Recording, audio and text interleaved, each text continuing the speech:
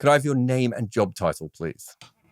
Hi there. My name is Maatin, and I'm a playwright. And I've got a new play coming out called Duck, which, as the name might suggest, involves cricket in some way, shape, or form. It's the story of Ismail. He's a 15-year-old British Indian and Muslim schoolboy, and he's the star of his cricket team at quite a posh, elitist school set here in the UK. And the play is actually set in 2005, and so in the backdrop of the play, we've got England as those will remember, embarking on trying to win their first Ashes series, the first since 1987, and you also have this play set in London, and you have the backdrop of the 7/7 London bombings as well, and that really builds a whole world around this boy and this character. And he's at the start of the cricket season, and he's got his sights set on becoming the best batsman in his school's history. So, he's a cricket obsessive. But as Duck might suggest, his performances on the pitch take a turn for the worse. And with some bad batting comes a few other things that go wrong for him in his life. And we get to sort of sit there and watch a 15-year-old boy try and battle through turmoil for the first time in his young life. That sounds great. And when I was your PR. It's very rare I respond to anyone in cricket when they send me PR. So the fact that I've got PR and you're here tells you that I was quite interested in it, and that it crosses over with a lot of things that I am interested in. But let's start with the fact that what is your cricket background? As far as I'm aware, you're not a professional player. Not even in the slightest. And yet, now making a play about cricket, I'm surrounded by entirely non-cricketers. So by default, I become the expert in the room and, the consultant when it comes to batting technique, terminology, cricket history, all the above. I was an avid school cricketer, I would say, from as far back as I can remember, and I've got the home videos to support that. I had a bat in my hand. My dad, being an Indian man, was a huge cricket fan. Big, again, just amateur player himself, amateur at the most amateur level, just, with friends in the parks, things like that. And he definitely passed that on to me. And it was a big part of my childhood. There's some overlap in the world of the play that, sort of mirrors my own experiences. I was a captain of school teams from a young age, and sort of love to just be right in the thick of it. And I think as any young boy does too, or any young sports fan does, I was always trying to emulate the pros when I went out there as well. The way in which I tried to examine the pitch, knowing nothing about what a wicket looked like or what was meant to tell me, but weighing that up as I would go out and do a toss with the other 9-year-old captain, things like that, strong memories for me. It's been a very long time since I played any sort of organised cricket. I would say not since the age of 16 or 17, unfortunately, but still a fan from the sidelines now. And how did you become a playwright? Great question. A little bit by accident. I think it was something that was living in the back of my mind for a long time, thinking, I love to watch the theatre, I love television and film, sort of having a great amount of love and joy in engaging with creative arts in that way. And working in a very, very different capacity, but secretly in the back of my mind wondering, what if, this could be a different experience for me. So I decided to sort of treat it as an experiment and apply to a drama school here in London. We've got so much live theatre, things of this nature happening in the city that honestly, when I was sort of trying to approach it in a logical, analytical way, I was like, this is the best place I could give this a go, and it started out at drama school on a writing course. And, from probably the first week, I was like, yeah, I think this is the one for me. And that was about 5 years ago. I've sort of been developing my craft since then. But this is the first full-length play of mine that I'm bringing to the stage. That's quite exciting.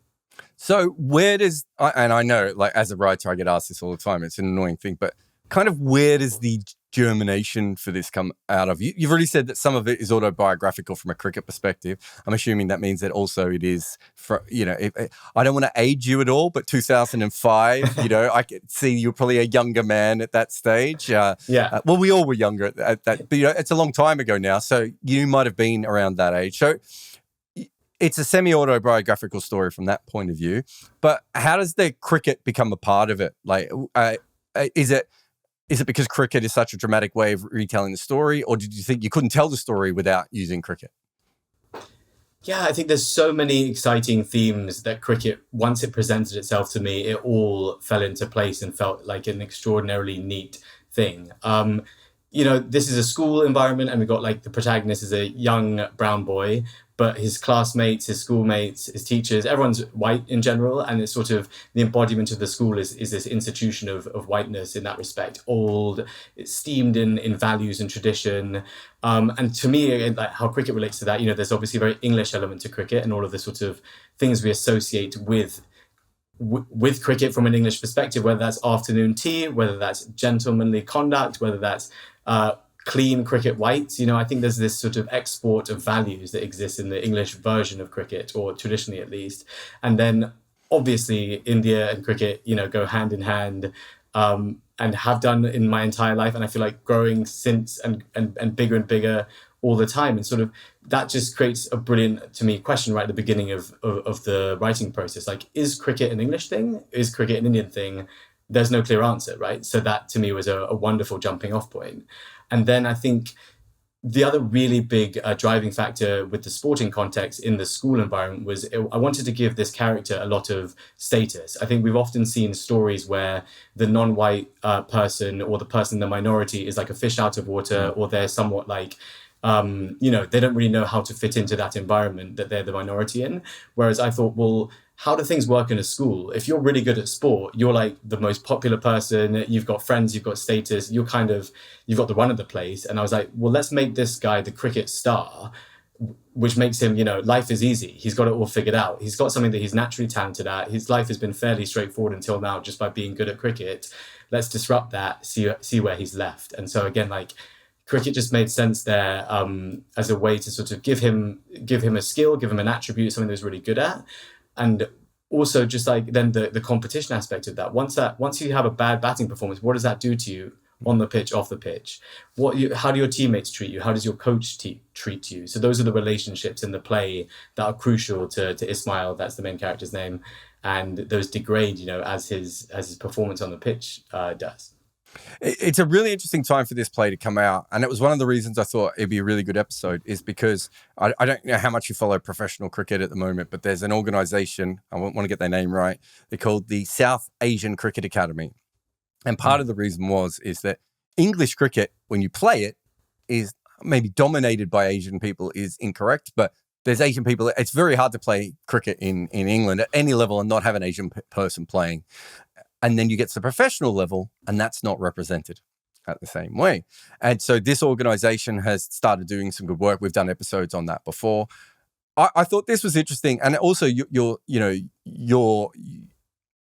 thoughts that you've put a young Asian player in who's the star of the team in what is this, as you say, it's an English sport, but also now an Asian sport, right? It's sort of swapped over.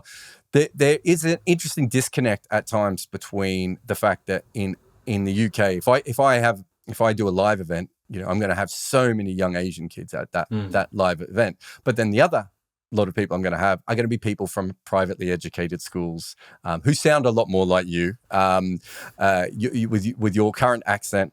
I'm not going to suggest what school you may have gone to, but they sound like that. What I thought was interesting about yours is that it's a combination of both, right? It's an Asian in that elite thing, which makes it like the most cricket thing in the UK at the moment. Yeah, exactly, and that's you've nailed it in the sense that that's true to my experience, but also like something I hadn't seen before. To me, becoming a writer was all about telling new stories. Like I said, I'd seen a lot of things on the stage before. I've barely ever seen, myself reflected in art, and something I think is really crucial, really important, really significant to our overall experience in this world. But yeah, like that's my guiding light is, can I tell a story that someone hasn't seen before, that puts people they may have made a presupposition about or seen in only one specific context in a completely different way? And I think the example you've given there about either Asian or private school, is so fascinating. And we've also seen like society move and change in my lifetime where that overlap exists more and more. At the highest level of our government now, we've got an Indian man who went to a privately educated school running the country. Do I agree with the way in which he runs the country? Absolutely not. But there's references to that in the play, being able to use the benefits of hindsight and things of that nature. But like you said, I mean, that disconnect that exists in terms of Asian representation in cricket. When I was growing up, I belonged to school teams, the local cricket club in Northwest London, where it was stocked full of Asians. London schools set up, again, broad representation of cultures and identities there. And yet, that's not reflected in the professional game. And, the other sort of unhappy coincidence with the timing of this play for me has been, the story of Azim Rafiq and his experience in Yorkshire. And, I wasn't aware of that story until after I wrote the play. And it's just sort of this thing that has snowballed in my own understanding, and also in terms of, I think, the public consciousness and reckoning around that situation that, has given me deeper thought and meaning to the play and its development as well. And the message, I guess, that I want people to take away from coming to see the show. Did you rewrite anything after Azim Rafiq, or did it just make you feel like, oh, okay, there's a deeper issue here that isn't just me and a couple of my friends? Exactly. I think I didn't rewrite anything. I didn't really have to. It was, shockingly overlapping in terms of what we're talking about, because the real pain here is, being treated poorly by your teammates and by your own coach, right? The sort of people that you surround yourself with that you'd hope are your compatriots going into, whether you want to call it battle or just, fun, either way. And I think that level of betrayal is really tough. And I also think that we did a short run of this play last summer where I was able to sort of, meet and speak to people who came to see the show afterwards. And almost universally, people came to see the show, whether they were brown or another sort of non-white or minoritized identity. They came up to me and they said, this reminds me so much of an experience I had at school with so-and-so friend or so-and-so teacher. And they've sat on these things for years. They haven't really, thought that much about them. We push these things down and away, the scars of these encounters. And I remember so distinctly, there was that time that Azim Rafiq, he went to give evidence to a government committee and they sort of aired it live on television. And I remember this sort of outpouring on the internet of people sharing their own stories on Twitter, being like, yeah, this happened to me, this happened to me, this happened to me. It's a very common story, I would say, in that respect, universal in that respect, which is obviously not a great thing on the one hand, but to me also as a writer, it's like, again, your opportunity to feel seen. And if it's not something that you can relate to on a personal level, perhaps it lends a perspective to that experience that maybe you haven't considered before. One thing I was interested in to see whether it made the book was the Tebbit Test. I'm assuming you know what the Tebbit Test is. Yeah.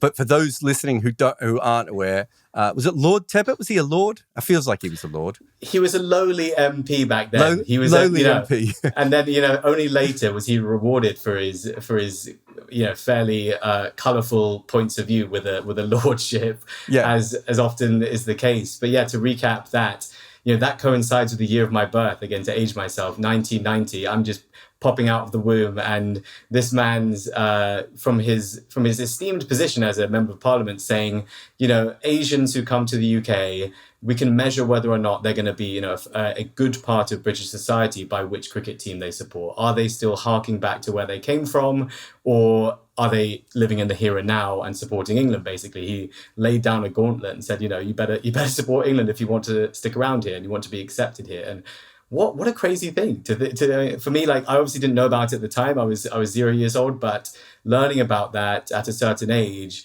and I think it obviously forms part of the play. And for me, the way in which it exists in the play is like this character's dad has to tell him about it and sort of reveal this thing, which it feels like a violation. Can you imagine? That sort of. Firstly, on the first hand, it's such a superficial way to judge a person and judge their contribution to society by. And I think the most important thing about the Tebbit Test in its relevancy today is like its echoes exist in all parts of our narrative today, in conversations about migrants, immigration, identity, people, assimilation. All of these things are so present day. They have not necessarily moved on.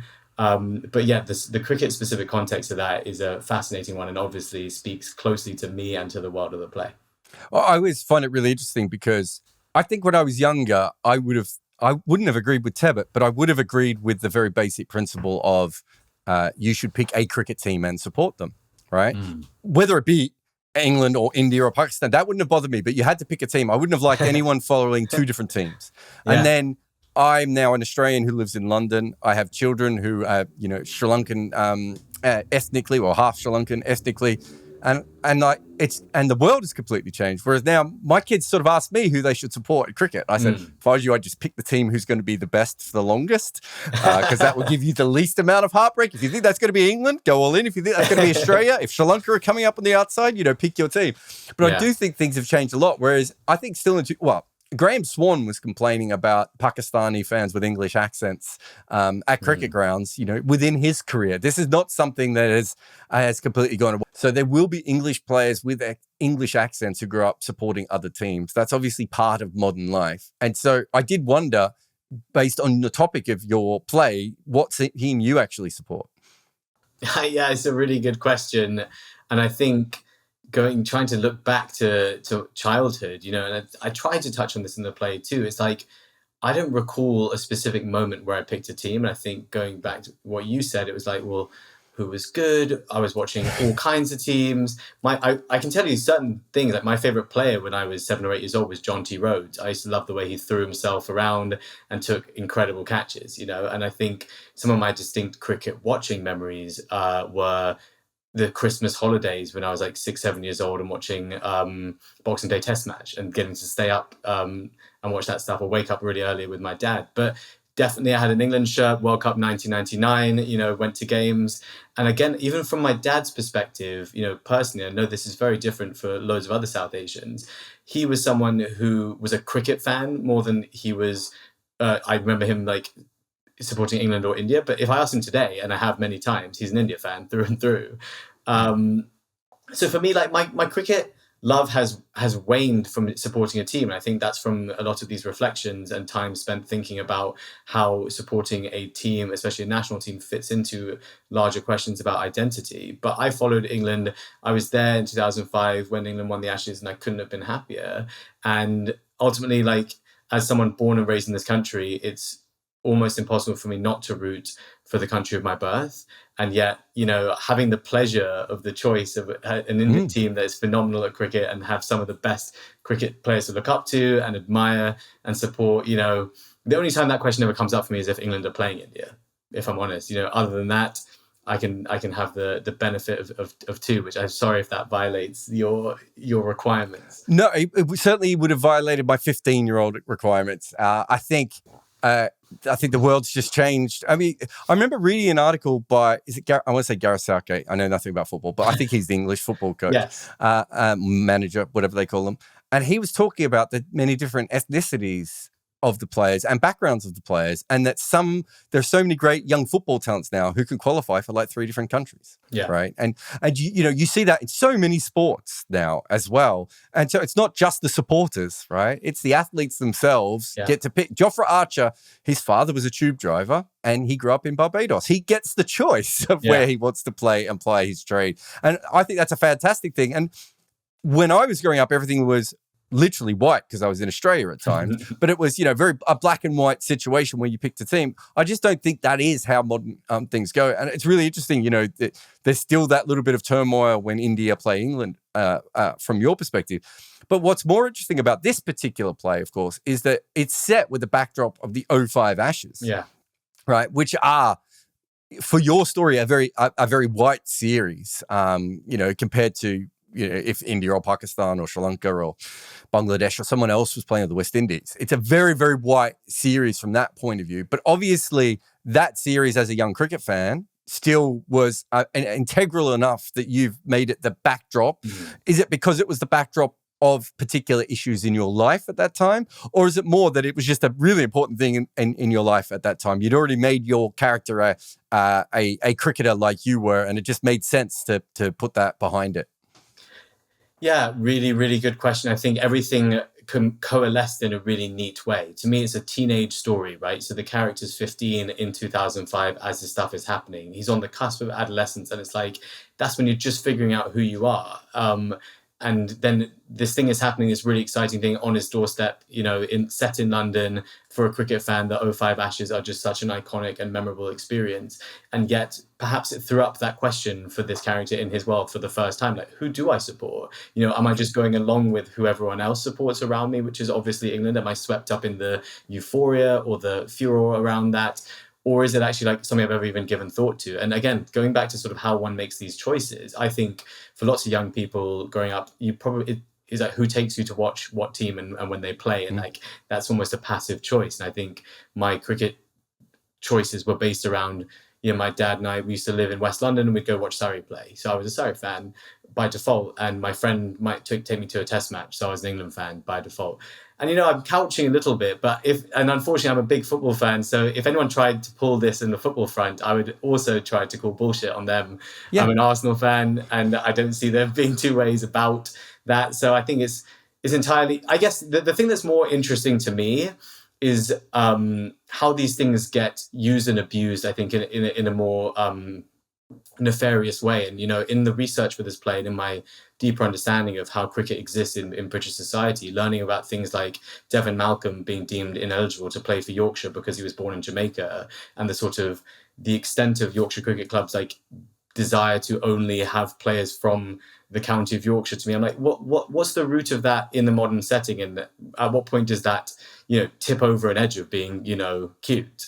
And in the same way, whether it's white players or non-white players, the same comments have been made about Kevin Peterson that have been made about Jofra Archer, where they've sort of questioned their loyalty to the team and, whether they fit into an England setup. And it's all good until it's not good, right? Until they say something wrong, suddenly identity becomes the focus of criticism.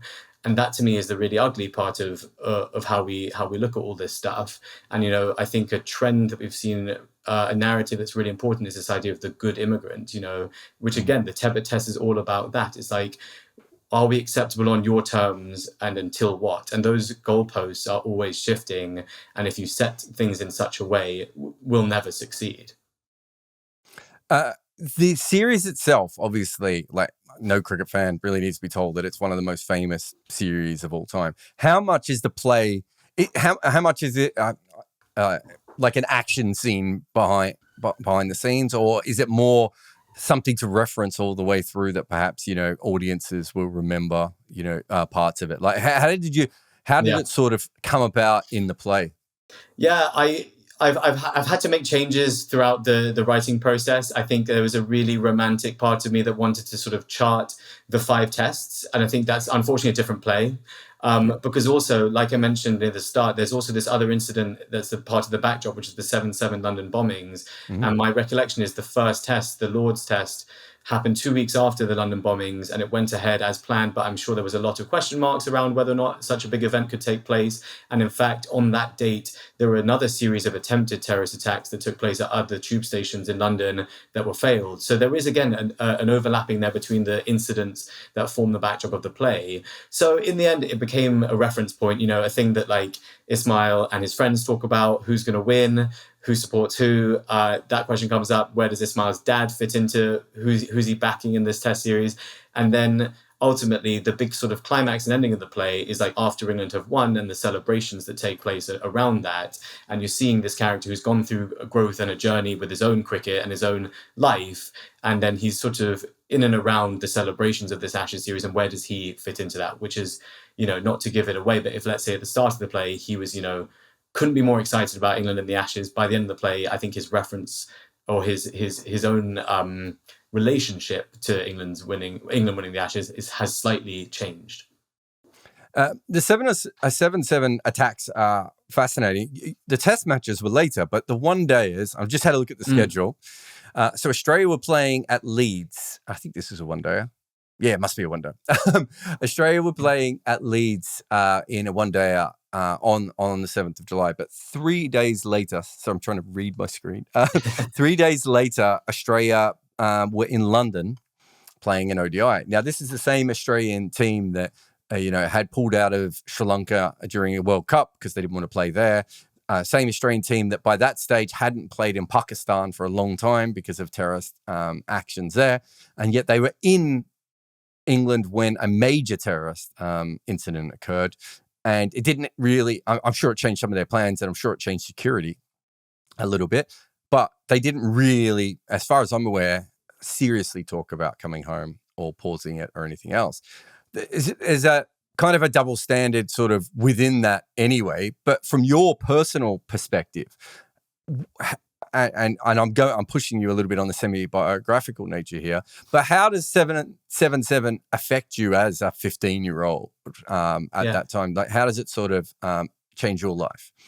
Yeah, there's the really sort of acute stuff in the aftermath of these things where, I recall conversations taking place among, at school again about like who did what and who's responsible for what and are Muslims evil and this sort of thing. And I think until that age in my life as a Muslim, no one really knew what that meant and what that I was even a Muslim. And so it wasn't something that really came up until it became headline news. And then everyone had an opinion about a religion that I belonged to that, again, given the environment I was in, was a very private thing and something that happened at home and sort of didn't exist in the rest of the world that I existed in, and so that created levels of discomfort and things like that. And then again, at that age, I think is what makes it so significant and why it's part of the play is like that adolescent thing and how is that going to shape this person's life moving forwards. And I recall, as a Londoner, born and raised in London, taking the tube to and from school, lugging my cricket bag around on the tube.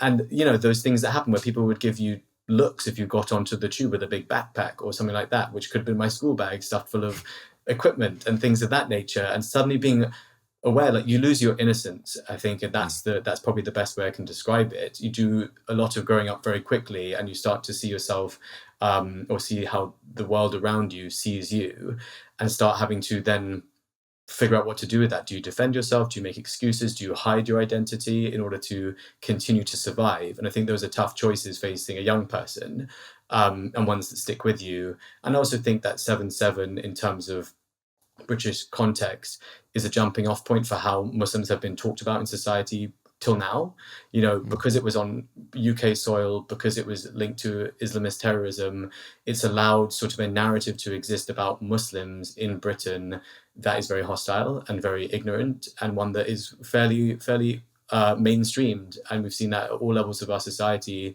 and that's really unfortunate. And for me, the 2005 and 7/7 is a starting point for that, hence why writing about it in 2023 feels relevant.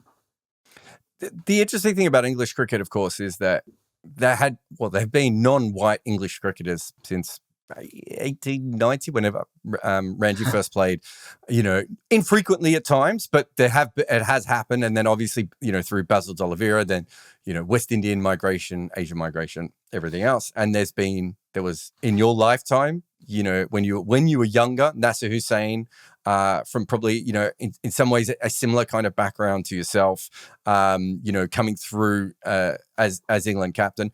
But it does feel that sort of the Adil Rashid, Moeen Ali era is something completely different. And the way that the Asian culture has been accepted. And also, we talked about that academy before. This understanding that probably a lot has been missed because English cricket wasn't looking in the right direction at many times. When you look at modern English cricket as someone who has written now so much about, who grew up through it, but also has written about it in that era, does it feel different now to you than it did maybe when you were growing up?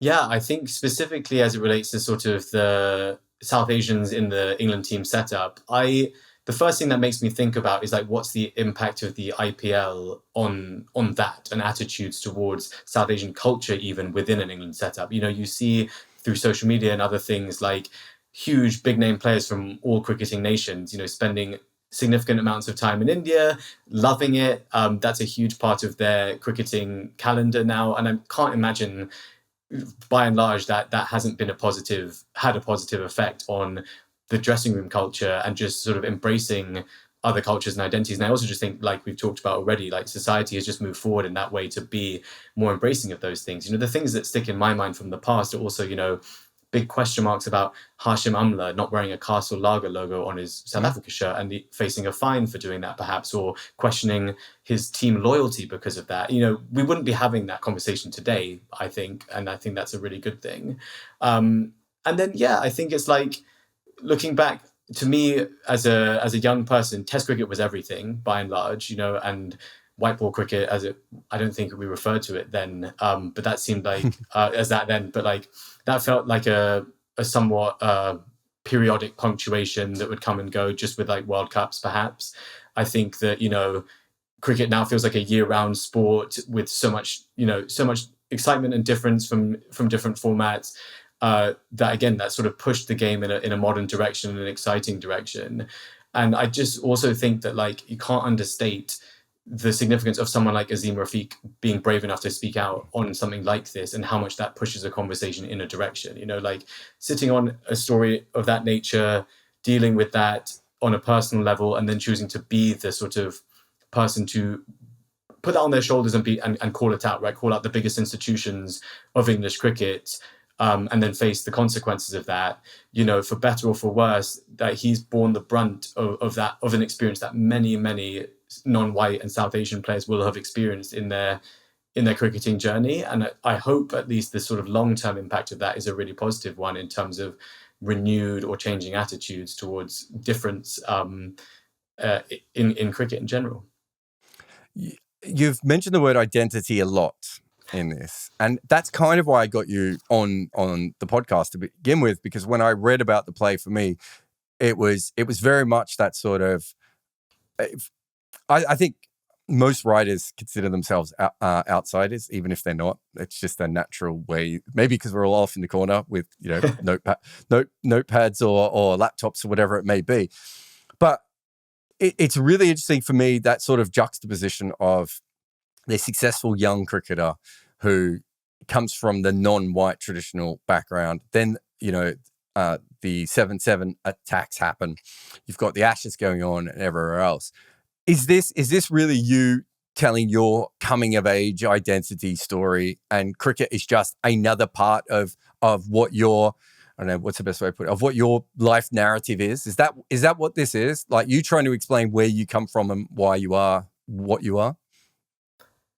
I think kind of like what you said, for a writer, I think there is a catharsis in the experience of writing that allows self-reflection, allows one to look inwardly and learn more about themselves. I definitely feel in the 5 years of being a writer, I've spent a lot of time introspectively and learned a huge amount about myself, but also I'm displaying myself outwardly through my writing as well. It's been an opportunity for me to talk about myself in the context of my identity. If my goal is to tell stories that feature Muslim characters, South Asian characters, I need to sort of embrace that as my identity too, which it obviously is. If you look at the color of my skin, or if you read my name, those are things that one can understand about me, but how do I embody those things, and where do I fit into that identity myself? And there's a huge multitude of experiences and versions of me that I can't tell all of those stories. So to some extent, we can only, I think, write what we know.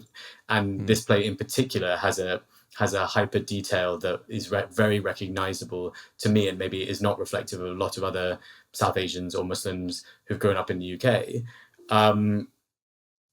I forgot the second part of your question that I thought was really good.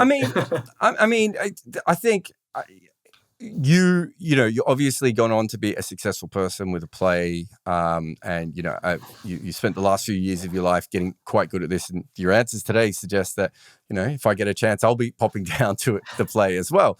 So, but there's sort of an apex sort of outsiderness of what your story, which is the thing that when I read it, I was really interested in.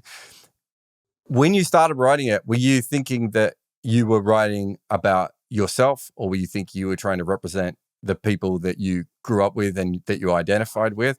Is the outsider nature just part of being a non-white skinned Muslim person, especially in that environment, or is it something else?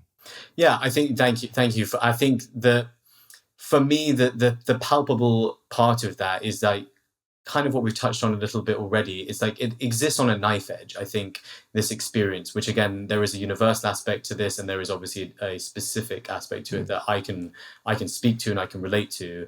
I was an insider in many ways for most of my life. Perhaps I still am. I think of myself, the grounding that my parents gave me by choosing to send me to a posh school, for instance. That is a way to assimilate oneself into the cultural mainstream and things of that nature.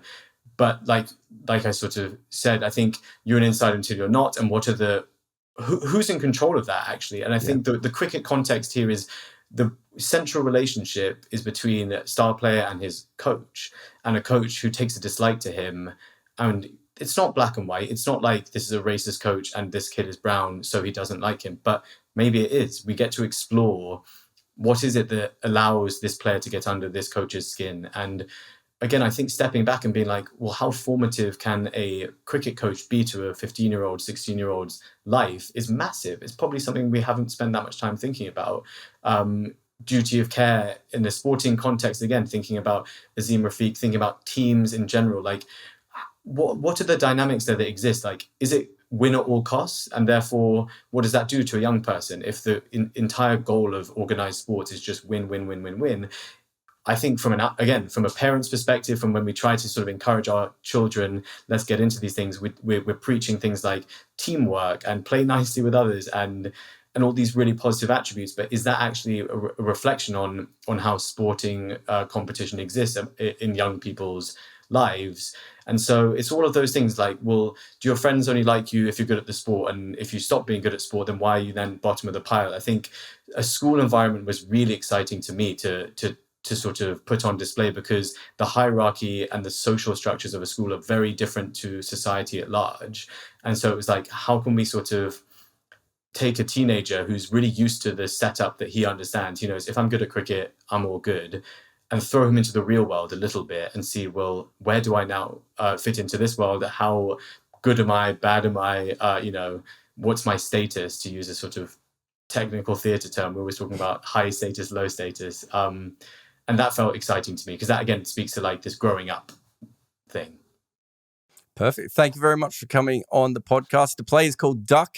It is running from Tuesday the 27th of June to the 15th of July at the Arcola Theatre in Dalston. Thank you very much. Thank you so much.